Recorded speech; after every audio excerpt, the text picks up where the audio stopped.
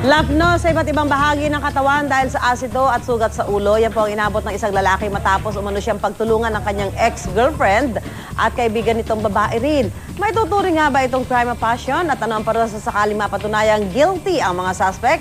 Pag-uusapan natin yan kasama si Attorney Gabby Concepcion. Attorney, good morning. Good morning din sa'yo, Maring Susan. Eto, bakit nga ba tinatawag ng ilan na crime of passion yung mga ganitong kaso? Well, unang-una, no, technically, sa ilalim ng mga batas natin, wala naman talaga pong tinatawag na crime of passion. Siguro sinasabi ng isang krimen, isang crime of passion, kung bunso nito ng matinding damdamin, whether matinding galit, sobrang pagsiselos, at madalas nga itong mga crime of passion, ito yung kinakabit nila sa mga murder, attempted murder, mga bugbugan ng mga kaso, na usually kung kailan isang asawa, boyfriend, girlfriend ay biglang mag-a-assault o atakihin ang asawa o nobya or nobyo. So sa mga kasong to, sinasabi ng yung ilang suspect, ito yung mga bigla na lang kasing nagdilim ang paningin ko, hindi ko alam kung anong ginawa ko. Kaya yun nga, kaya daw nila nagawa ang kanilang nagawa. So ang keywords po natin dyan, yung bigla ang silakbo. Pero sa ilalim po ng batas, ito naman ang tinatawag na passion or obfuscation. Na ang sinasabi ng batas, sa sobrang silakbo ng damdamin na may element of surprise talaga, ay magagawa ng isang tao ang isang bagay na labag sana sa kanyang natural o normal na gawain.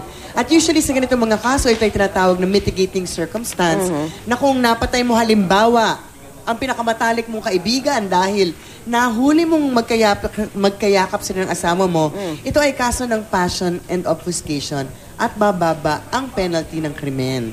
So sa kaso naman ng lalaking sinabuyan umano ng asido, although matatawag siyang crime of passion, dahil mukhang nagkaroon naman ng relasyon ang dalawang taong involved, eh hindi naman natin masasabi ito ay entitled sa mitigating circumstance ng passion and obfuscation kasi obviously, hindi naman bigla ang silakbo ng damdamin kaya nagawa ni girl. Diba? Pinagplanuhan In fact, mukhang pinagplanuhan talaga, inimbita yung biktima. May kasamang kaibigan para magawa ang plano. At actually, may kasamang paghataw ng ilang beses ng tubo.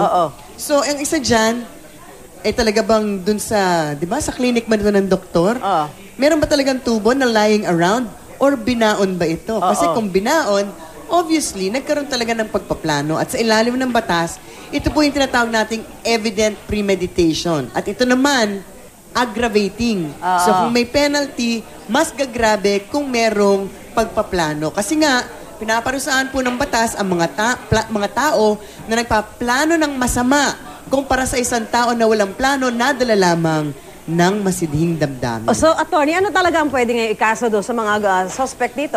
Well, actually, kung nagsaboy lamang siya ng asido, ang krimen sana serious physical injuries. Yung serious physical injuries, madaming level yan, iba't ibang penalty depende sa extent ng injury. So, halimbawa, kung dahil sa injury, nabulag ang dalawang mata, hanggang 12 taon ang penalty. Kung isang mata lamang, 6 na taon lang. Kung nagkaroon naman ng deformity na mangyayari kung gumamit ng asido sa mukha, hanggang 4 na taon at 2 buwan ng kulong. Ngunit baka hindi lamang ito kaso ng serious physical injuries dahil nga parang may kasamang ang paghataw ng tubo ng ilang beses na baka pwede niyang ikamatay kung hindi siya nadala sa ospital.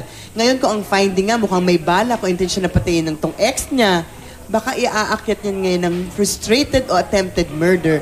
Depende sa extent ng injury. Ayun, ako. So, yan, nalinawan tayo. Wala palang crime of passion. Dinudugtong na lang. Dahil dinudugtong natin. It's more a literary concept than a legal concept. Okay, maraming salamat, Attorney Gabby Concepcion. Maraming salamat. Fun Friday. Pero ito hindi siya masyadong fun, di ba? Yes, oo nga, hindi masyadong fun. Kawawa naman.